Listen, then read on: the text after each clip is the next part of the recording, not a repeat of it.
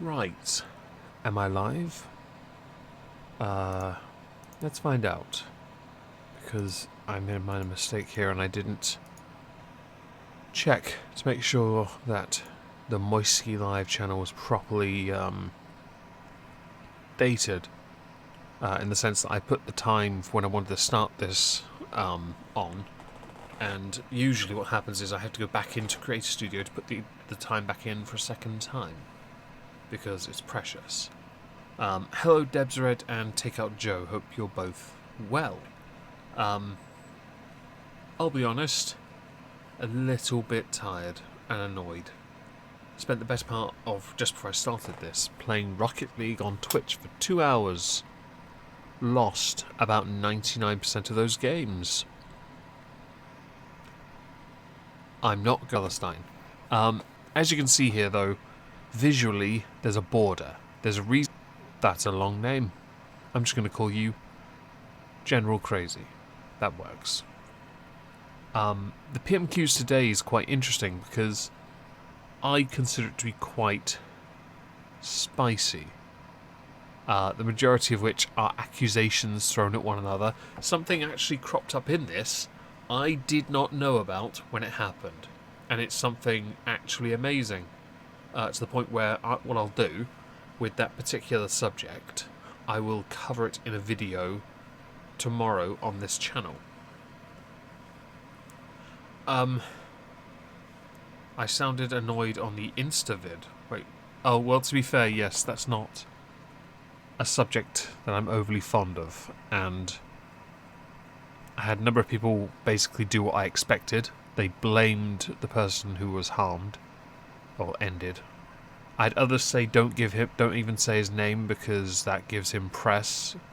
I'll be honest, there is no version of this where he looks good or gets any acclaim, because he's going to spend, if convicted, most of his life in prison. So I was annoyed because I knew what was going to happen, and I think it's a bit of a mistake to not be as impartial and honest as we can be about this.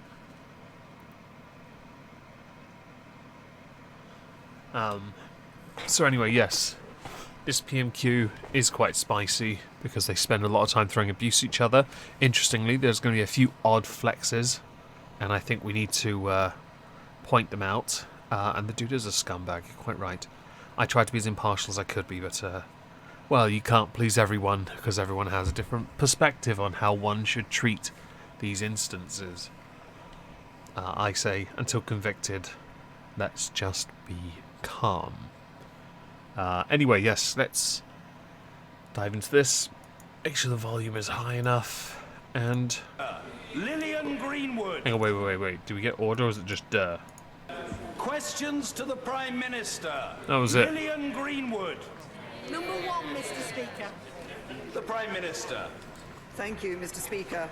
Mr. Speaker, I'm sure members will want to congratulate all those who took part in what was a great weekend of sport. Just going to say now, none of this interests me. In particular, we congratulate Lewis Hamilton for his record 6th win in the British Grand Prix. Not something to brag about, really. Mercedes have been untouchable for the better part of 4 years now. That's not something to brag about. In fact, if anything, it's a damning statement for just how one-sided Formula One is at this present time. People can talk about how great a driver he is, but when he has the very best machine and nobody else can compete with it, it doesn't say much. The 2021 rules couldn't get here sooner. And on Monday, I was able to welcome England's cricket team to Downing Street. Who may not have won had the umpire not miscounted a run. Who knows? Following their brilliant... Verstappen did fantastic, don't you think, Prospero? I'd say Formula One is one of the few sports I actually give a damn about. Just saying. Cricket, couldn't care less about. In fact, cricket, my response to cricket is crickets. ...performance in winning the Cricket World Cup. As I said to them, they are a team that reflects the very best of modern Britain. What I did find funny, actually, is that the goal celebration was not goal. trophy celebration was actually an article, because two of the players, and I'm not going to rail on them for their faith, but at least they were honest about it.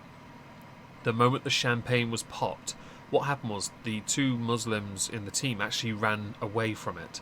The thing is, the team respectfully aimed the champagne spray away from them anyway, which I thought was actually quite classy. And a team that plays like no other in the world. Mr. Speaker, I'm sure that the House will want to join me in wishing all the best to the home nations taking part in the Netball World Cup in Liverpool. Netball? Who? No. Carry on. This morning I had meetings with ministerial colleagues and others. In addition to my duties in this House, I shall have further such meetings later today. Lillian Greenwood. Thank you, Mr. Speaker. I join the Prime Minister in offering our congratulations, particularly to the England team who won the Cricket World Cup. We were very proud to host some of those games at Trent Bridge in Nottingham, and also our best wishes to the netball team. Notts County, the world's oldest professional football club, is facing the very real threat of extinction. Which is not, while a tragic thing, I do agree with that. I would point out, should point out, and will point out, and take out Joe, I'm not sure if this is the last one or penultimate one, because I don't know when they announce the new winner, and when they take over. Because obviously they win, but then there has to be a transition period of some kind. I don't think it is the job of government, just because of something being an established thing. I don't think it's down to the government to step in because of poor business decisions by the current owner. Under Chairman Alan Hardy, the club has reached a financial crisis and could be liquidated before the start of the coming season.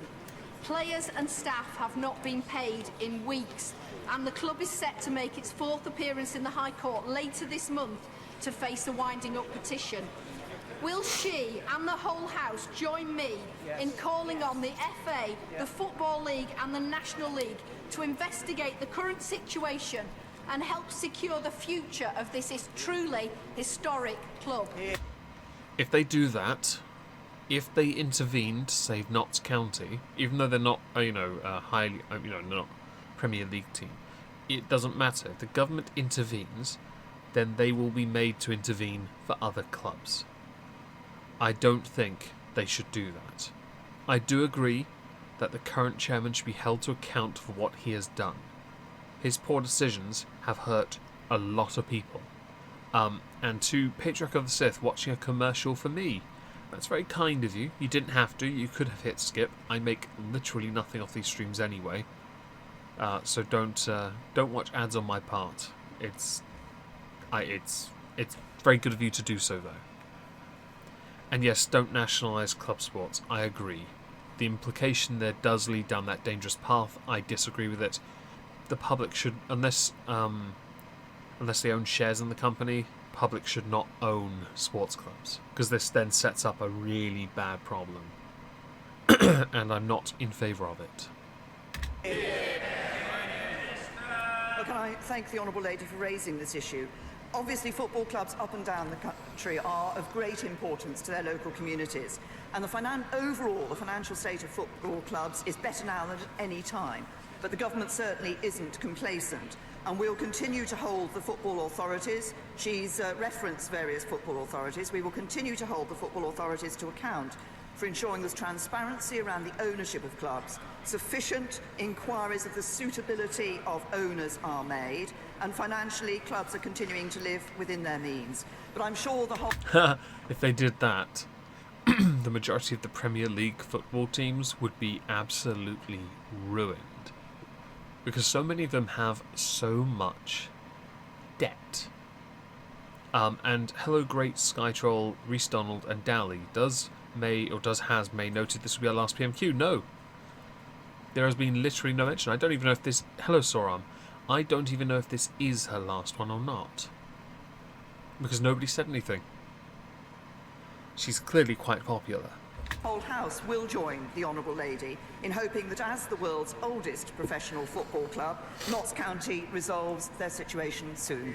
Sir Peter Bottomley. Can I thank the Prime Minister? Nah, this is a nonsense question. This one goes on forever. I'm sorry. He asks her to read books. I can't be bothered. I remember this as well. We're skipping because that's just so... Look at that. I skipped ahead like 2 minutes. I'm not, no.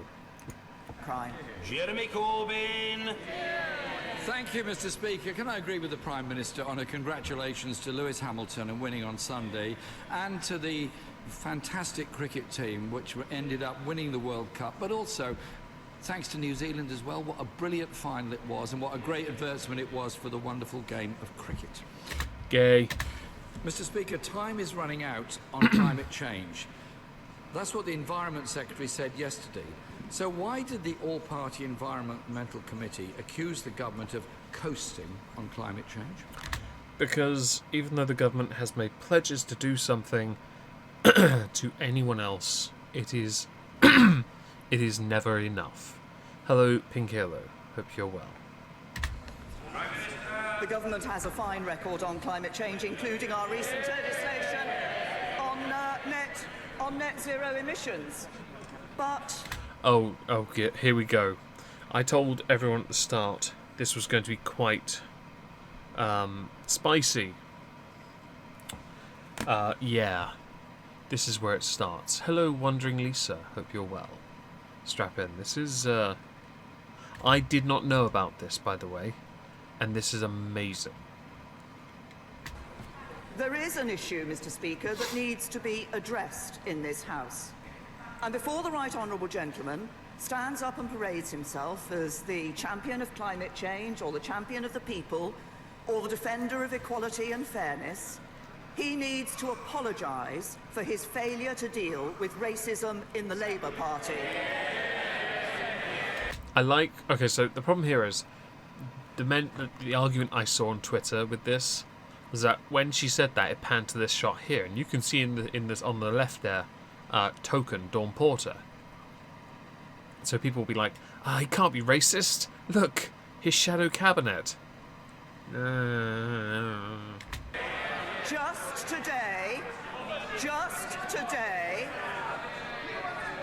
Just today, 60 distinguished members of the Labour Party... House of Lords peers, yes. A house which, by the way, hello Kayla. A house which that I don't think Corbyn wants to exist anymore.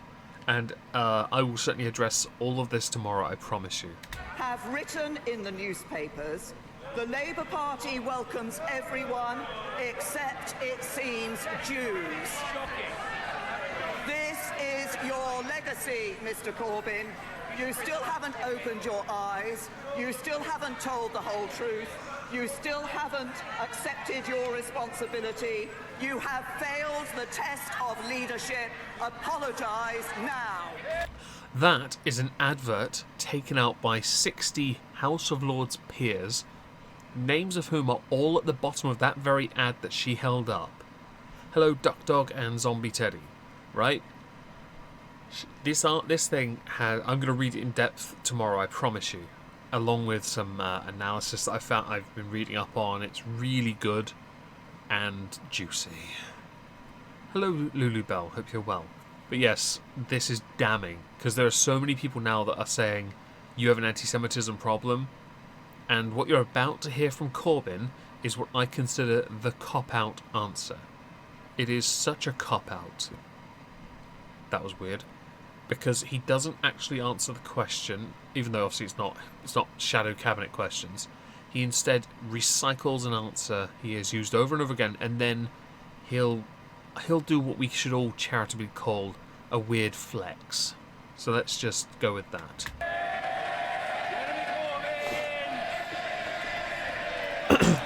Why do I sound younger? I'm not entirely sure.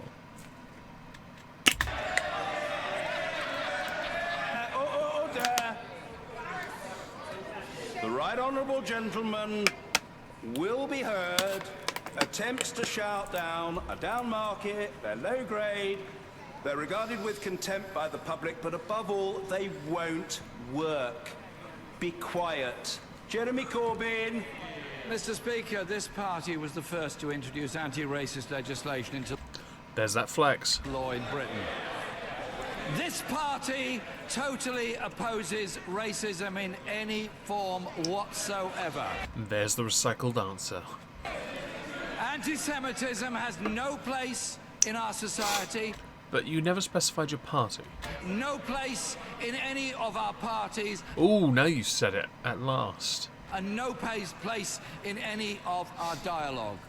And yet it keeps cropping up. Neither does any other form of racism. And when 60% of Tory party members think Islam is a threat to Western civilization... Okay. Context would be the YouGov petition thing done. The crummy little study that was done by a few members, and those members gave that particular response. The context, though, is key. They were asked whether certain Islamic values from the Middle East were a threat to the Western values. That's the context. What he's doing now is he's actually being dishonest. Hello IR and hello Ethalion. And the Prime Minister has said she will act on Islamophobia within her own party. Which, oddly enough... Oh god, that face. Oddly enough, of the two... And I have to say this, of the two, she has done more to deal... Bye-bye, Stuart. She has done more to tackle Islamophobia, or let's go with Islamic hatred, in religious intolerance with her own party. I don't like Islamophobia, because phobia part, don't like it. She's done more to tackle religious intolerance within her party than he has done within his, to the point where he's being assassinated all day, every day now, right? But she's only going out because of her absolute failure to deal with Brexit, not because of the religious intolerance. There have been instances within her party, Michael Fabricant retweeting a picture of, I think it was a meme of Sadiq Khan riding a pig flying over Parliament, right? And it was really funny. And he wrote, "What do we have here?" I think. And it was a good meme. He got reprimanded. He was actually admonished for it. Okay? I don't think if the party had Islamophobia issues these days, I think obviously it's a bad argument to make, what I'm about to say. But I don't think they'd have, or have a Muslim in the cabinet. I don't think that would happen. Hello, the memes of destruction. But, of course, I could be wrong. After all, he did get eliminated in, what, round 3? I hope she does. I look forward to seeing that being dealt with, as we will deal with any racism that occurs within our own party as well. Interesting. You're deflecting, then you're patronising, and then you're saying you're going to do something, but you've been proven to not do anything. Mr. Speaker, the Committee on Climate Change last week published its annual report, and it described the government's efforts on climate change not a bit like what the Prime Minister just said. They described it as being run like Dad's army. Yeah, because they weren't getting the results they wanted, as opposed to the government making what they deemed to be realistic goals at the time. The government's target is to reduce carbon emissions by 57% by 2030. Can the Prime Minister tell us how much progress has been made on that? Say to the right honourable gentleman on the climate change issue, the chairman of that committee said that the UK is the first major economy to set a net zero emissions target and intends to host the world leaders at next year's landmark climate conference. These are historic steps forward and position the UK at the forefront of the global low-carbon transition. But the right honourable gentleman, I note, did not apologise in response to my first questions. We deal with Islamophobia in the Conservative Party. Any allegations of Islamophobia are dealt with, unlike his way in the Labour Party, where he is failing to deal with anti-Semitism. And he can stand up and say all he likes about the Labour Party introducing anti-racism legislation. Just last week, Trevor Phillips, the former chairman of the Equality and Human Rights Commission, said the following: Labour today presents like a textbook case of institutional racism. Jeremy Corbyn! I'm expecting him to ignore it now. Mr. Speaker, Mr. Speaker, this party opposes racism in any form whatsoever in our society. Ooh, that recycled response though. This is how you know. Now Corbyn used to be really good on good thinker on his feet. He really is, or was. This is just the cliche older politician who can't. And coming from a Prime Minister who encouraged the hostile environment, Towards illegal immigrants, sent go-home vans around London, to illegal immigrants because they all predominantly were located within London. and deported British citizens, which he's now had to compensate them for. Yes, because of some blunder at one of the offices where the paperwork was lost because they didn't have to have the required paperwork at the time, because then when they were found to not have that documentation, we couldn't prove they belonged here because some moron lost the paperwork. Yeah, they deserve to be compensated for that, you know. And I don't agree they should have been deported, but if they couldn't find the paperwork, they had no other option based on the rules set within this country. I'm not saying, by the way, we should reform it. I do, however, think that paperwork needs to be digitised. I think she might look to her own party and her own government's records as well. Lol. Mr. Speaker, the issue of climate change is obviously crucial, and we support zero emissions target. The latest figures, however, released in We've had these latest emissions things for the last maybe 4 streams of this. Recycling the same stuff over and over again. It's quite embarrassing now. April show the government is going to miss that target by 10%. I think it was 6% actually. Unless it's somehow gone up within the space of 3 months, even though for the last month you've been covering it as 6%. Hello, the loyal opposition. And as an update to you, it says it's at Heathrow, but it's been there for 3 days. I have not received it. Hello, Tom of Loxley. The gap is widening. At the current rate, they won't meet their 2050 target until 2099. That point will be too late for our planet and our children. No, don't do that. Right, we are a pissy, piddly little country. How on earth do we, just by setting an example alone, set any kind of standard that would save this planet? We do affect it, I won't deny that. But if you really want to affect change, you've got to make the other countries do it as well. Because we can get net zero in this country, but that doesn't mean it saves the planet. You've set up a really silly little straw man there. Actually, if anything, it's not a straw man, it's a fallacy.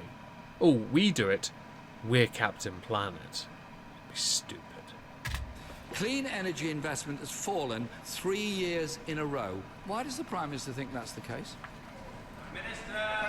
Still no apology, I note, from the right honourable gentleman, but we've outperformed in our first and second carbon budgets. We're on track to meet the third. We have taken the historic step of legislating for net zero emissions by 2050. We have yet to see all the policies and proposals in our clean growth strategy coming into play and having an effect on our target. This is a... That does imply that some of the policies are being stonewalled at some point, or being prevented from being enacted. Party that is acting on climate change. This is a party that is delivering for the people of this country. This is a party that is dealing with the issues that matter to people day to day. The right honourable gentleman needs to start dealing with the issues that matter to the members of his Labour Party, as shown in the newspapers this morning. Jeremy Corbyn! Speaker, it was a Labour government that introduced the Climate Change Act of 2008. It's the Labour Party that is... It's the Labour Party that is committed to dealing with the issues of climate change. Yeah, no. Not while you're shadow cabinet. Best you can do is bleat. Hello, Lulita. Hope you're well. Hello, Grumpy. Can I give the Prime Minister a few suggestions why renewable investment is falling? They scrapped the feed-in tariff. They failed to invest in the Swansea tidal lagoon, and they've slashed investment in onshore wind. If we're serious about tackling this climate emergency, we need to fully acknowledge the scale of the problem. Labour is committed to measure total UK emissions. Not just what we make here, but what we buy from abroad also, so we have an accurate figure of what the emissions really are by consumption in this country. I actually support this. Will the Prime Minister match that commitment? I think it's a good one. I think we should. Yeah, I like that. Although at the same time, if you're going to do that, you should also look to, I don't know, restart the empire, control the other countries, so we can be in absolute control of all of this. The Right Honourable Gentleman knows we measure our targets according to the international definitions of those targets, and that's exactly the right thing for us to do. But he talks about renewables. Let's just actually look at the record on renewables. Last year, renewables generated a record amount of electricity in this country, 33%. Over the last year, we've generated record levels of solar and offshore wind energy. And 99%, he talks about what the Labour government did, 99% of solar power deployed in the UK has been deployed under Conservative government. Jeremy Corbyn! We're actually hiding the scale of the problem by passing the buck to other countries as well. If all emissions are counted, the figures would actually be 69% higher in this country. Every year, Mr. Speaker, air pollution kills 40,000 people in this country. In 2017, the Conservative manifesto said it would promise to take action against poor air quality in urban areas. What action's been taken? Just going to say the 40,000 number, that's an impressively high number, I have to admit. And in before someone says it, Darwinism. I say, first of all, to the Right Honourable Gentleman, air pollution has reduced significantly since 2010 under the Conservatives in government, and our clean air strategy is the most ambitious air quality strategy in a generation, described by the World Health Organization as an example for the rest of the world to follow. Jeremy Corbyn! Beautiful words, Mr. Speaker, they truly are. The only problem is air pollution levels breach legal limits in 37 of the 43 areas of this country. Yeah, but by those same standards, hello, Honey Monster.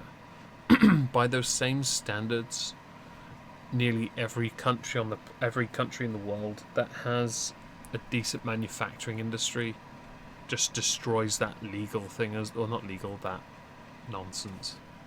It just doesn't. It's not reasonable. It is reasonable, but it's not attainable just yet. Hello, Otaka Gamer Judas, and have we left yet? 2/3 of our children are growing up in an area where pollution breaches legal limits.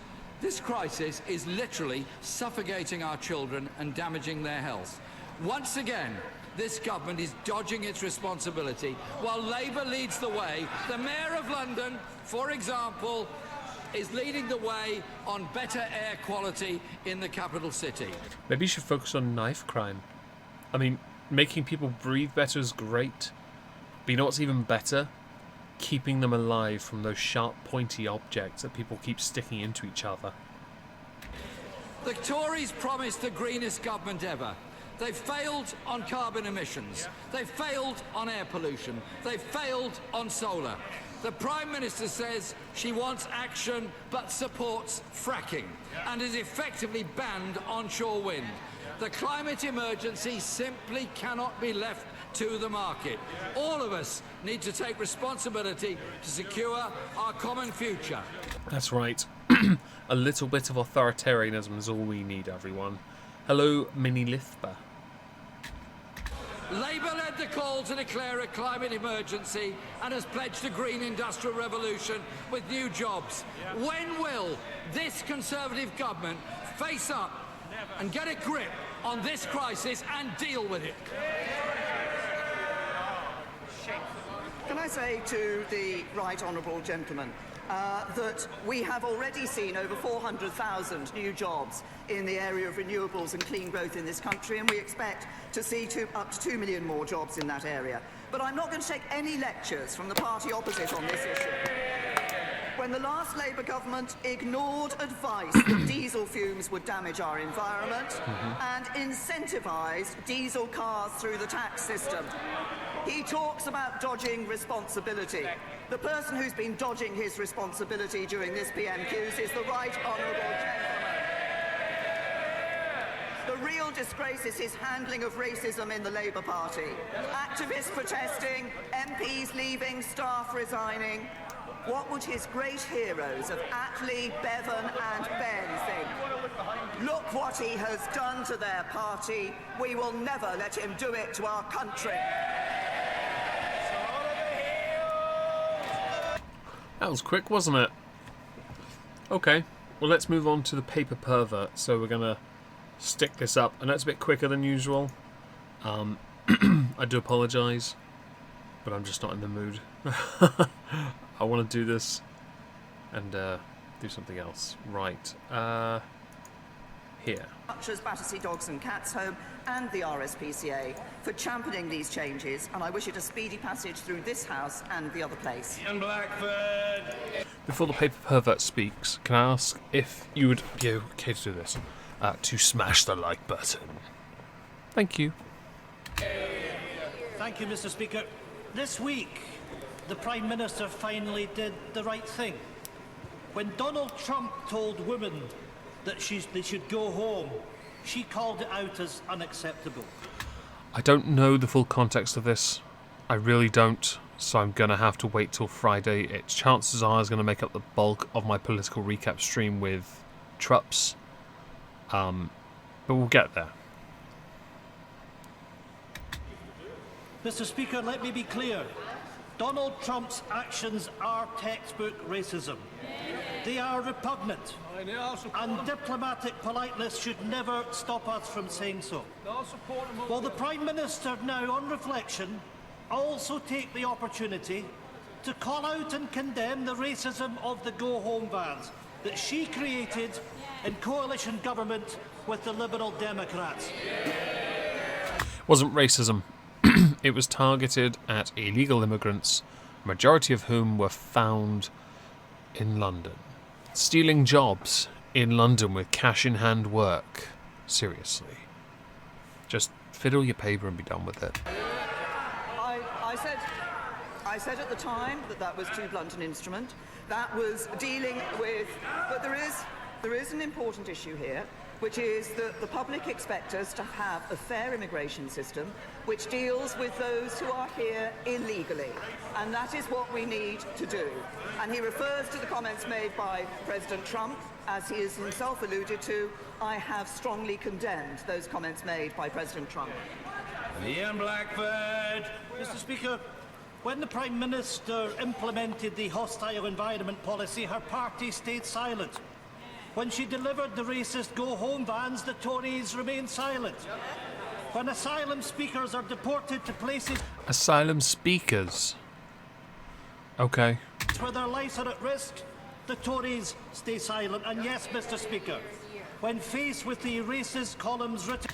Actually, before he continues, they weren't silent. Amber Rudd made a mistake, she lied, and was then summarily removed from her position. ...by the former Foreign Secretary, they stay silent. That's because you're kind of misquoting Boris. And also, she has no say over him because he's not in her cabinet. Yes, he's a member of the party, but he's jockeying for a position. She cannot speak out on him. The member for Aberconwy correct, Prime Minister, when he warns that the Tories are appealing to the type of nationalism that has seen UKIP grow. While the Tory party shares... UKIP grew because of idiots like you. Most of the idiots in that chamber, in fact. Just saying. With the extremes of Donald Trump and Nigel Farage, isn't it any wonder, Mr. Speaker, that Scotland looks on in horror? The Conservative Party is a party for the whole of the United Kingdom. And the only party in this House which is appealing to blatant nationalism is the party that wants to take Scotland. I love that he does that, but his party is called the Scottish Nationalist Party. Seriously. You're a nationalist complaining about Trump. You're the second opposition complaining about Trump. You're supposed to be asking the Prime Minister questions about what the Prime Minister is doing and policy related, but you want to moan about optics with what Trump tweeted about, and then what he said in the interview, the statement he gave afterwards. Again, I'll address this on Friday with Traps. It's just, I can't be bothered right now. Well, I think we're done. There's nothing more to add to this. There is a lot, obviously there's loads more to PMQs, and this is a lot shorter than usual. I do apologise. I think the frustration of that Rocket League stream that went so badly, Quilled, you suck, just bugs me to no end. So I'm going to go and relax and do something nice for a little while. Thank you all for joining. I'll be back here tomorrow with a video on the newspaper article, the advert that the Labour peers took out, and I'll be doing a stream somewhere else tomorrow. So, good night.